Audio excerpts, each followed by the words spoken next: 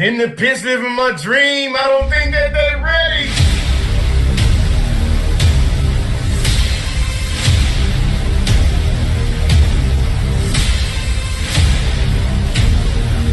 Yeah.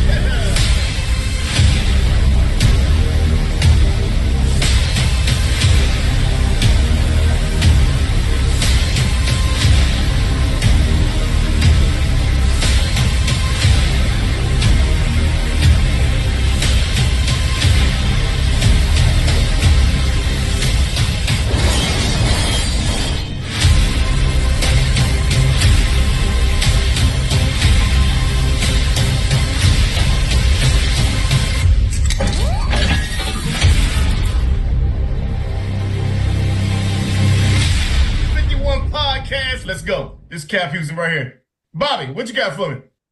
Good evening, race fans. I'm your host, Bobby. We got my co-host, Chrissy. How you doing Hello. today? Lovely. So, before we start, I want to give a shout out to all of our partners who make the podcast possible. Spartan Waste, Anamore Designs, Action RV, Florida Sheriff's Youth Ranch, Circle B Diecast, Race Day Authentics, Alliance Driveway Solutions, Perrysburg Pipe, Matrix Apparel, Runner's Roost, Barbershop Ministries, Fox Sports Spartanburg, Belcher Cheesecake Creations, Matman Designs, CRI, and Collins Model Garage. And tonight we have a very special guest for our 115th episode, which I cannot believe it's 115 episodes. But it's my good friend, and I can't even say good. I'd say best friend, Keaston France. He is a crew member for Team Penske. He's been all over the sport, to be honest. He's from team to now Penske, and he's been on Austin Cindric's car. He's Ryan Blaney. I'll let the man tell the story, but it's awesome. He's a legend. Chrissy, I'll let you. You got anything real quick before Keaston goes? Oh, I thought you were leading into him giving a background. My bad. No, if But you want to say I could something go ahead before, and ask something if you want me to go. I've got some good stuff. it's up to you, Keaston. I'll let you run with it. All right, no. Well, it's not my first time here, man, and I think where did we first meet? Was it Michigan? Yeah, it was Michigan, Yeah. So no, man. 2022. Yeah, it was. I was pitting a GMS truck, I think at the time, for Roush and Jack Wood, baby.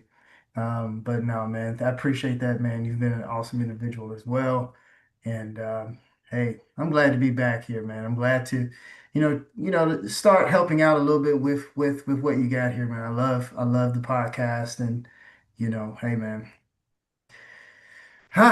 Yeah, no, again, thanks for the introduction. I mean, gosh, I've only been with I say Chip Ganassi, but like Brandon, we both started around the same time, and we had to really get this thing from the ground up, right? And it just has made me appreciate where I am a lot more. I came in for people who have never seen me or who don't know anything about me. I came in as a fan. My dad, he's from Martinsville, Virginia. My grandfather, a big fan of Wood Brothers. I mean, and so, I grew up going to races. The first race I ever witnessed was the race Earnhardt was killed in, unfortunately. I was 6. But that kind of fortunately introduced me to racing, and I was hooked. From the video games to attending my first race, which was the Coca-Cola 600 in 2006, which happened to be my debut race on the Cup level in 2019, which my father was there. That was pretty awesome. But it's been a blessing to get to work up close with people I've seen from afar off for so long. So yeah, man. And then, it's cool to see that, what we do inspires other people. I mean, Bobby, you jump over the wall now, right? You have a superhero suit on now, right? You put it on as well. And so, you really understand. the woes that we go through. But again, it's a fun career. I can't think of any other job where, we receive the incentives that we do and work the amount of hours. It's such a blessing. I will always say that first of all. So I can't do it without God. And yeah, here we are, guys. Amen to that. So, speaking of your college days, you went from Division I college tennis to NASCAR pit crew. So, what Mhm. drew you to the pit crew life, and how did that transition happen? Well, again, being a fan first and foremost, I was interested in the sport by that way, and I I knew I always wanted to get involved with racing, but I didn't know in what way. And I found out that athletes are involved with the sport, with the pit crews in particular, right? And from there, I started digging, figuring out, man, how in the world could I get involved with being a part of Pit Road? And Kenyatta Houston, who's a part of the intro sequence, he was very much paramount in me becoming involved with the sport. A guy named Richie Williams. Um, and they really gave me the ins and outs that really how in the world do I become a part of this, right? First thing Kenyatta Houston told me is that I have to be okay with moving to North Carolina. That's where most of the teams are. And so they hooked me up with the guy by the name of Phil Horton, who was over NASCAR Drive for Diversity program at the time, which featured drivers and pit crew development. Names like Cal Larson, Daniel Suarez, Bubba Wallace, Haley Deegan, I even think Natalie Decker, Raja Caruth. I mean, those are some of the names of the individuals that have come through the program who have graduated from the program. And so they gave me Phil Horton's information, and I really took it and ran with it, right? The ball was in my hand. So I did that, had an opportunity to go to college on a tennis scholarship for North Carolina A&T State University. I was a captain there for 3 years. And Phil Horton didn't believe that I would want to be a pit crewman because most of the times, and I get it, uh, NASCAR recruits and these big teams recruit football players, players who are very much more stronger than I guess a tennis player, right? So no one, and even to this day, still don't consider tennis necessarily a sport that could breed a pit crewman, right? And again, I get that, right? But I was destined to, prove that theory wrong, and here we are today, and but I definitely have to give credit. Well, for one, thanks to my father and my family that got me into racing, my grandfather, big Ford people. And then, the guys like Kenyatta Houston, Richie Williams, who helped me to really um, gain a connection in the industry. And then from there on, Phil Horton, he is the reason for at least 90% of my career, right? He's put me in front of people who I needed to, be involved with and really get going. But from there, I had to be my own, and I still have to be my own promoter, if you will, for loss of a better word, right? And that's in any career, you have to present yourself in a way that would be attractive, in whatever field you're in. So, yeah, it's like I said, a dream come true. It's so cliche to say, but literally, I'm living the dream, literally. So, yeah, no, that's how I got into racing, and you know how I got to where I am today. Well, since you were talking about living a dream, I'm gonna bring this up. So you're on Austin Cindric's crew. You guys win Daytona. Tell No, us tell us how that went down and how He your said no. dream of getting into the Oh, sport. Next thing you know, you're winning He said stuff. nope. Hold on, wait, nope.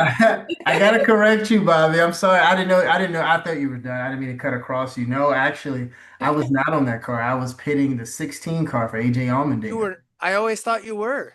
No, no, I have to give that shout out to Skip Flores, over at Stacking Pennies.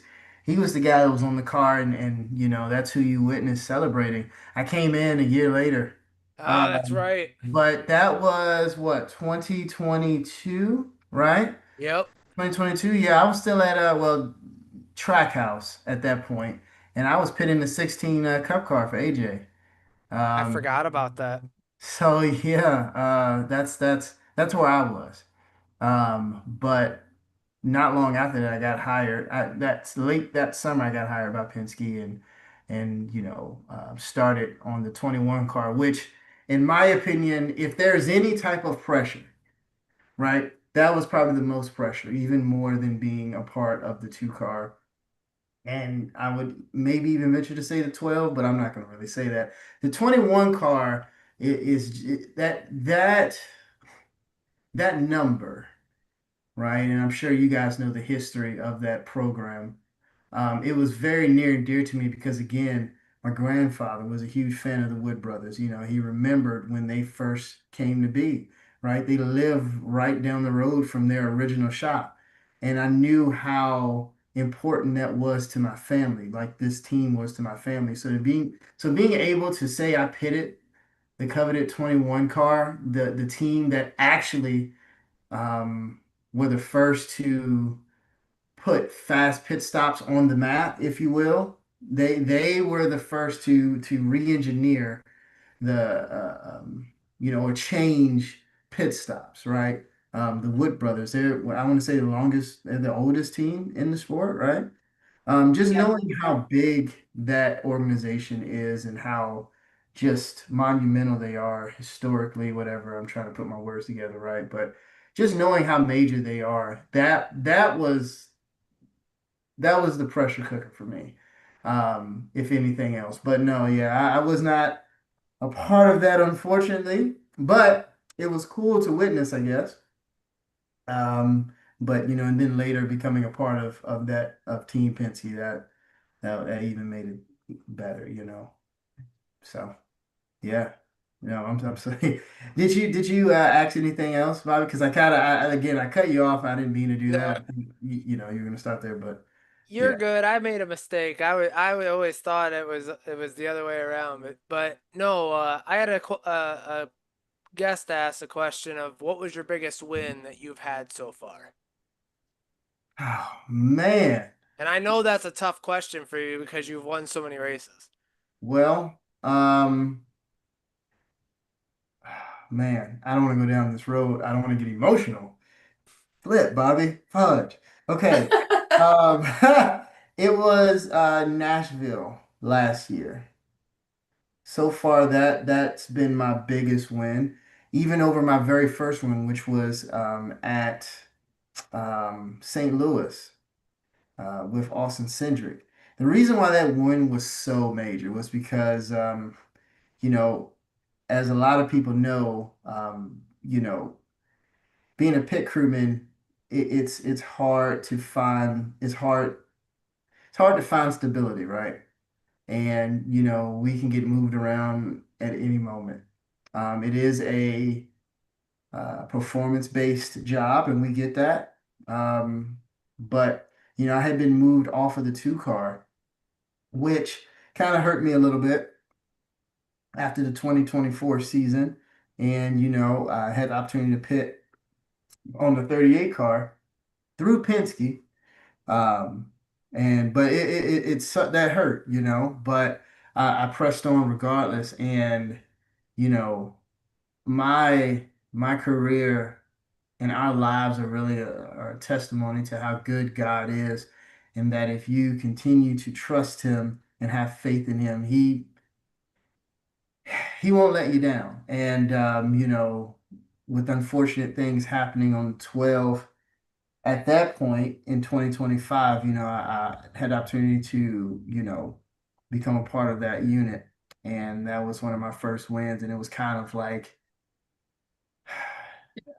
I don't know, maybe would say getting a monkey off of my shoulder because, Mhm. again, and Ryan Flores is a well-accomplished pit crewman. He just won last weekend with Kyle Larson, I believe.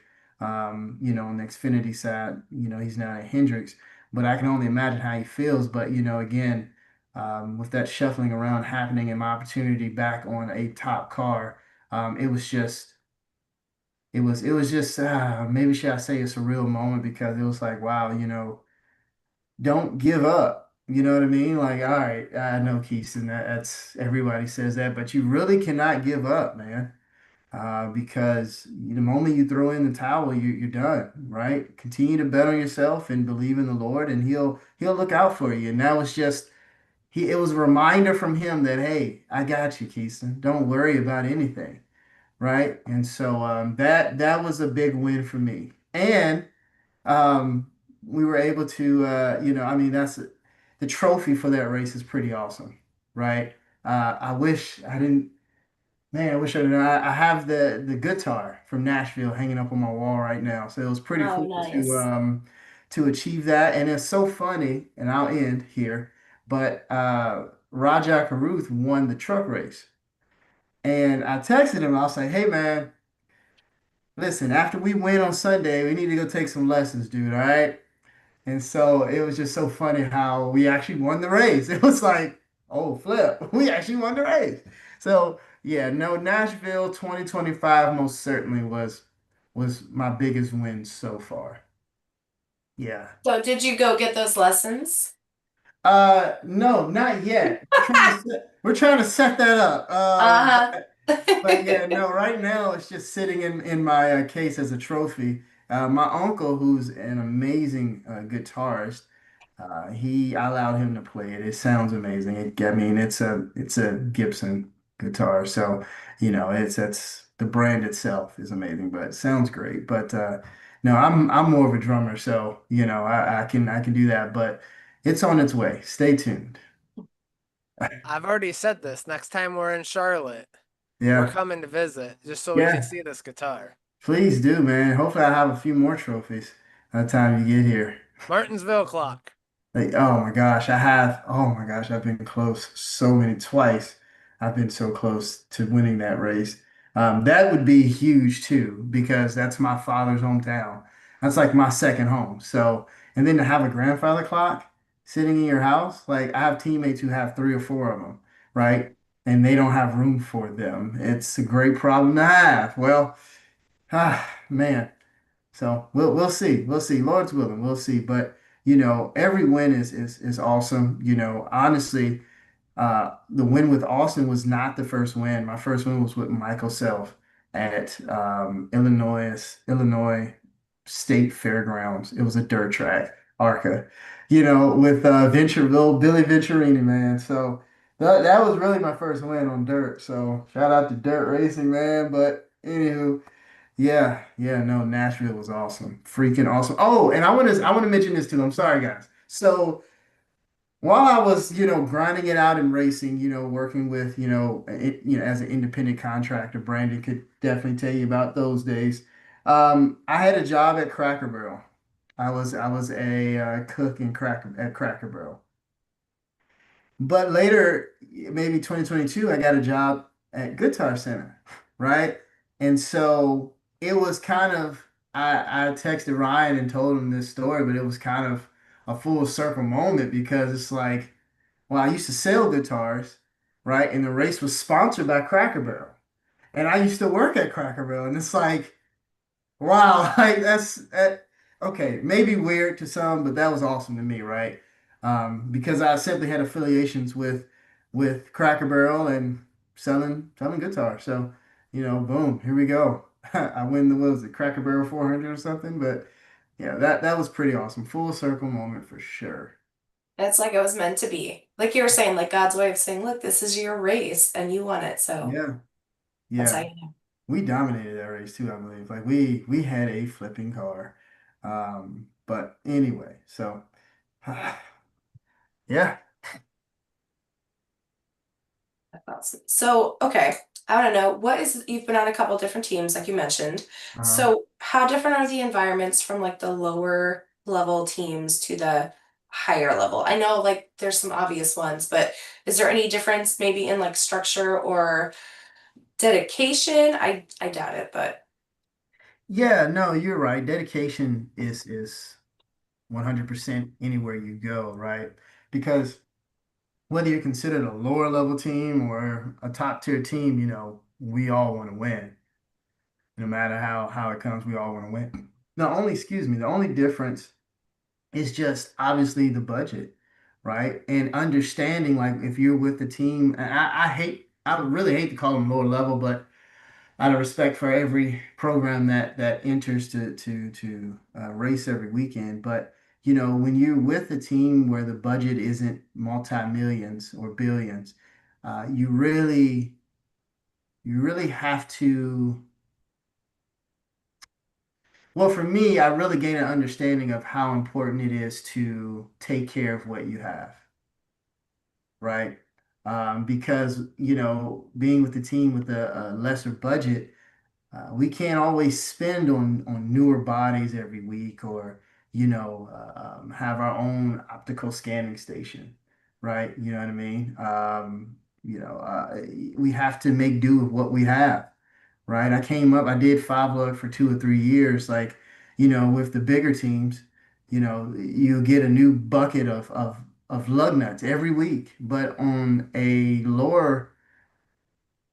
you know, more lower budget team, right? You had to get hand-me-down lug nuts. And sometimes you get new lug nuts, but it'd have glue on it, right? From other teams, you have to clean it and, make those things work. You have to race the same car more than one time, the same engine. You don't have the sponsors, you don't always have the teammates and friends that want to work with you at a super speedway track. So you really gain an appreciation for, of course, for what you have, and you learn to take care of what you have. I nothing against anybody, but sometimes it's hard for people who come in to a top tier organization, and not being able to see what it's like to be with a team that doesn't have the budget that a Penske or a Hendrick has, right? And they don't understand how to take care of stuff, right? Some would call it privilege, spoon fed, silver spoon put in their mouth. I don't know. Like I said, I'm not against any of that. If I could have went straight to Hendrix, that'd have been great. But I'm thankful for how God has always brought me into, a situation, even going into college tennis. I had to earn my scholarship, right? I didn't get the finest things, right? I didn't get all of the tennis rackets right off the bat, but I made do with what I had and I earned it, right? And so you just gain a different appreciation, right, for specifically the sport, right, and the struggles. Because I'm gonna tell you something, right? Flying privately every weekend is amazing, but I've driven to California 2 or 3 times, right? That's a drive, right? But again, you learn to appreciate it for sure, you know? now last time you were on the show, you won a couple races. And I've actually just had one of my friends text me and say, "Hey, he was on the show last time, and he won a race like the week before." Yeah. He's like, "When's the last time he won this year or last year?" I was like, "I don't know. I think it was Loudon, if I'm not mistaken." Well, I'm glad everyone is forgetting, but it was actually Phoenix this year. We won in Phoenix. So Yeah. there's your answer. Yeah, yeah. Obviously, and I don't mind talking about this. I don't know if we're gonna get to this, but obviously, there were things that kind of went down, with us on pit road. And the thing about it, right, I understand frustrations from fans and people commenting on it and saying what they needed to say, but we're all frustrated, right? But people have to really, and you know this, Bobby, being in the pits now people got to really understand, what can happen when you're trying to run a stop or, below 9 seconds. 9.5 you may survive with that on pit road, but a lot of things can happen, right? And so, it was a trying day for us. as a crew. You know, we didn't give Ryan a continuous opportunity to run up front, but you know, it's just again a testament to the faith you know, in Jesus Christ and what he'll do. You know, if you just don't give the flip up, right? And so that's what we didn't do, right? You know, the top and middle part of the race was rough on us, but when it came to the money stops, as they call them, you know, we were able to do what we needed to do and get him out where he needed to be, and he did the rest, right? And so, but no, Phoenix for sure. Ryan Blaney has Phoenix figured out, man. So, you know, it was cool to be able to go back there again as the defending winners and win once more. So, yeah, Phoenix 2026. We're trying to win some more, you know. We'll see what happens, man. New point system and everything. Well, kind of new situation. You know, we're hoping we can benefit off of our consistency from the years past. So Phoenix, man, yeah. So Looking pick crew forward to it. members. Sorry, Go go ahead. ahead. Well, I was just gonna say, so speaking of all that pressure that you guys can be under, pit crew members often talk about like the physical and mental toll sometimes it can be Mhm. in that position. So how do you keep yourself focused and in peak condition mentally and physically to get through the grueling season? Well, I'll talk about myself personally, but obviously my teammates around me. For one, you know, and again, not bragging on this, not saying no one can do this, right? But there's a reason why they seek ex-pro and ex-collegiate athletes, right? Majority of our lives, we've had to deal with quote unquote pressures or performing in situations that matter. You know, I played collegiate tennis. It's not Division I football. I mean, it's Division I tennis, but it's not dealing with crowds every weekend. But there's still pressures to my sport, right? When your team is tied 3-all and it's your match that will determine whether you guys win or lose, that's quote unquote pressure. But I look at this as well. You know, a lot of programs love recruiting D1 athletes, Division I athletes, and that's great. You know, the Clemsons, the Alabamas, things like that. Love those schools, but I don't care at what level you've performed on. I mean, I don't care if you even played high school sports, right? There is a certain pressure that goes into that. So, you know, a majority of us are just we're accustomed to being under that type of limelight. But not everyone is really built for that. And, you know, again, even though if you might have come up in that, still there are new challenges that you have to deal with. So, you know, personally for me, I just have to go back to my faith, right? Because if I allow my mind to get too involved with what the world thinks and what the world says and what's going on, right, I'm gonna react in the world, right? I'm gonna be, you know, overly nervous or overthinking or whatever. But, you know, overthinking blocks faith in God for me. And this is just for me. It doesn't have to be anyone else. But, you know, we do a lot of exercises, right, as a team, right?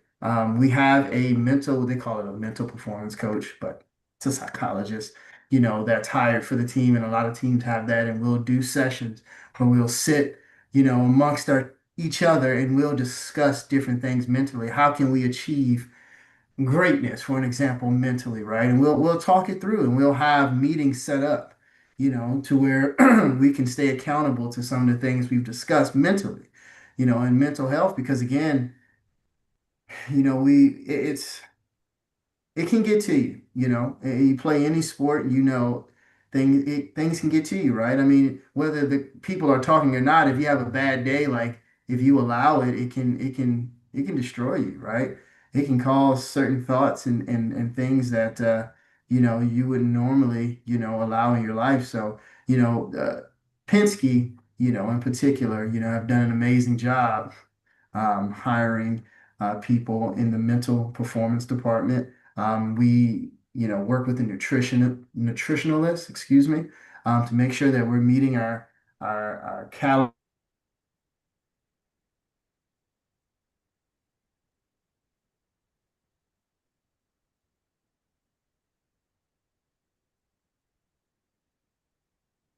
goals per week. You know, again, I mean, obviously, I'm trained just like any other athlete, professional athlete would train. You guys still got me? Mhm. Yep, Okay, my connection just said it was unstable. So anyway, just let me know. that's But okay. You're good. yeah, we train just like any professional organization, right? We have a strength and conditioning schedule that we have to abide by. We have time where we go in the training room and do, prehab and rehab. I mean, you could be 21, but it's always good to take care of your body, right? Cold tubs, hot tubs, all that jazz. But all of that combines to helping us be at our peak when we need to be, And then a lot of things, you have to develop habits at home as well. Like, I mean, it's great to be able to do this stuff in front of people and learn about it and talk about it. But when you go home, go to bed, get off the video game, right? That stuff matters. So, yeah, no, we're a full-on professional athlete, if you will.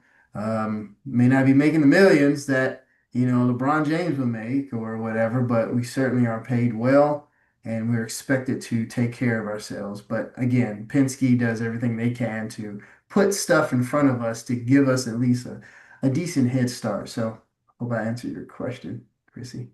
You did. That was awesome. Thank Sweet. Yeah, of you. course. So, Chrissy, next time we go down to Charlotte, we will get with Keyston and see if he can show us around. Uh, Yeah. we got Adrian and I got a special tour, and it was absolutely the coolest thing ever to see what these guys actually do behind the scenes and their regiment and everything. It was really the coolest thing I've ever seen. Yeah, I bet. Yeah. It's pretty awesome. And I'm a fan inside, so it's like, I pinch myself almost every day. Obviously I focus on my job, but yeah, it's again, dream come true. It's not often that people can say that they're living in their dream. So it's awesome, man. It really is. So So what was your moment where like, okay, you mentioned being a fan inside, so now I gotta ask, did you have a moment or a particular race, like maybe early on where like you stopped and you're like, holy crap, I'm actually doing this. Like, that moment where it sinks in and you're like, whoo.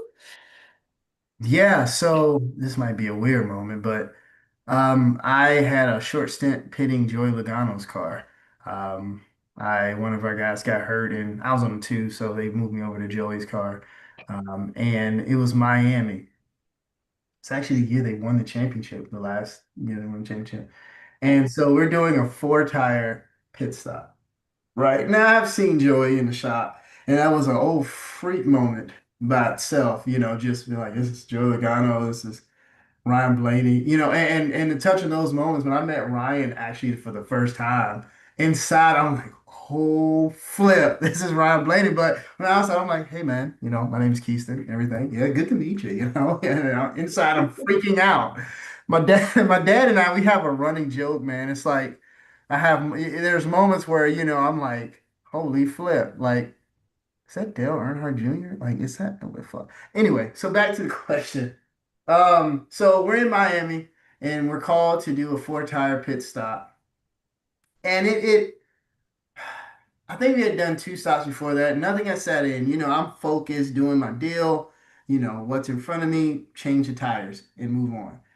But that third, excuse me, a fourth stop, we change the right side. We get off from the right side. And for a brief second, things slowed down and I looked in the car and I was like, that's flipping Joey Logano. And I'm hitting his race car. Holy flip. Okay, left side. Boom. On by his way. So that was like a surreal moment for me because I'm like, man, dude, like flip, man. It's flipping Joey Logano. So anyway, I grew up watching Joey, so it's like, yeah, that was freaking awesome. Yeah. That was a That is fun race. freaking We were awesome. actually down there, and my husband was a big Truex fan, so he was a little Okay. stressed out at that race. And then, of course, my son, like I told you, was a Denny Hamlin fan. Yeah. So it was a lot of tension, a lot of tension. But Wow.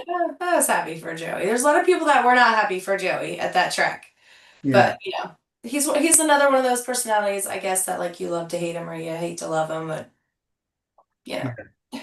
Yeah, no, he came up in an era where there was, I mean, drivers were still No offense to any drivers now, but it was more character. It was more charisma, if you will. And like the rules were a little different. And so Joy, he got roughed up a little bit by some guys, the likes of Smoke and the Jimmy Johnsons and just guys that didn't give him an inch, right? So he learned from the best, quite frankly. So he's kind of one of the last, of that era. Him, Kyle Busch. It kind of sucked, excuse me, guys, that Kurt had to retire, but yeah, those guys, man, they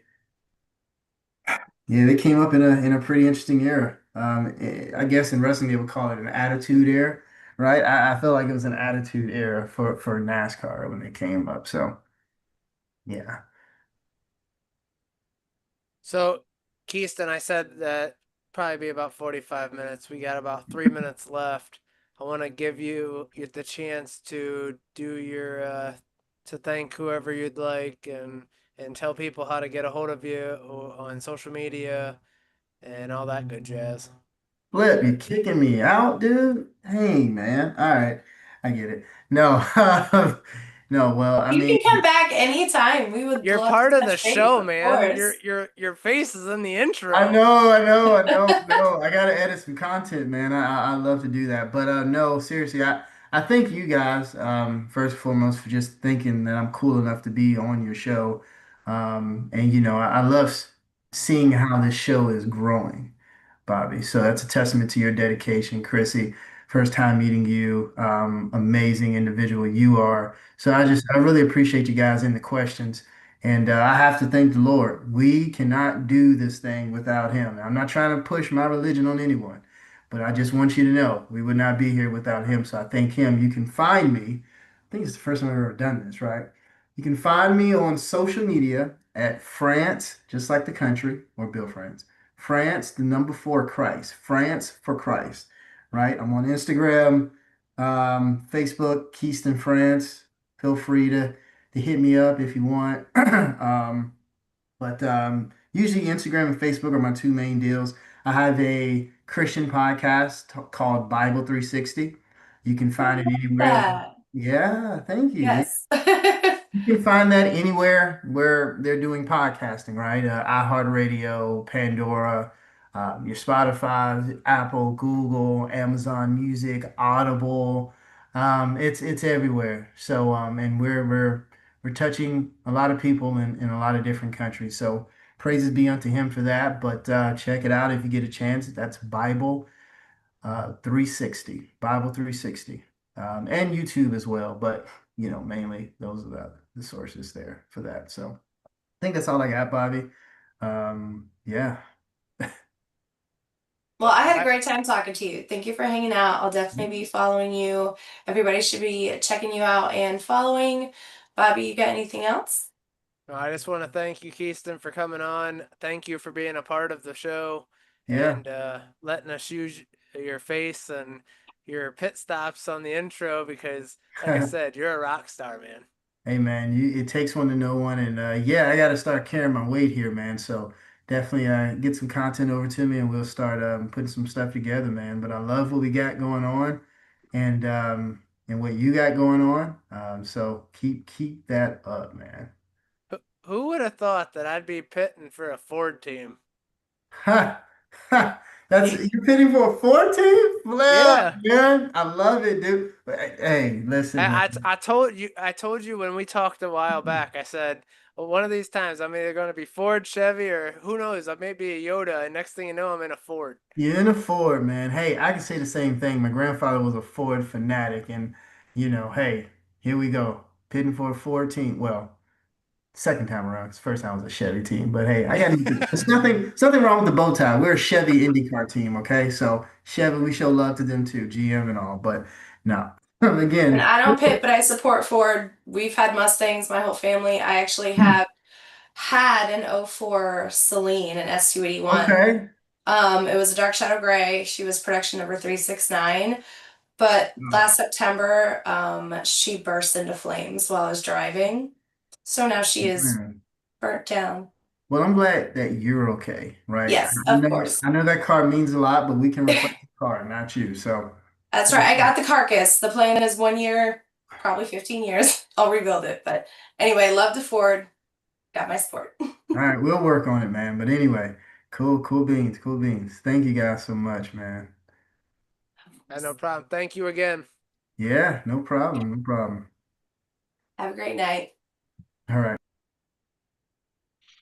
So, Chrissy, I want to give a shout out to the Florida Youth Ranchers ranches before we do our thank our sponsors. But before we go, don't forget to learn about or more about the great charity we support in Florida, the Florida Youth Ranch, Sheriff's Youth Ranch, who for almost 70 years have been providing help, a home, and a future for abused, neglected, and at risk youth. You can learn more at youthranches.org. And Chrissy, thank you for being on tonight. We have a very special episode next week. Do we They're want all to say who it special. is? What are you talking about? Huh? I said they're all special. What are you talking about? Okay, do we want to say who it is? Do you? I'll let you say it. Miss Jessie Punch, So which we're I've looking spoken to before, so I'm excited to talk to her and catch up. It's been a while, but she is a great interview. She's a sweet person, and she has a lot of NASCAR knowledge. So I can't wait. I'm sure next week's episode will probably be closer to an hour. But We'll see. but one last time, I'd like to, I want to thank Keaston, Brandon, Joe, Chrissy. Thank you guys for everything that you do.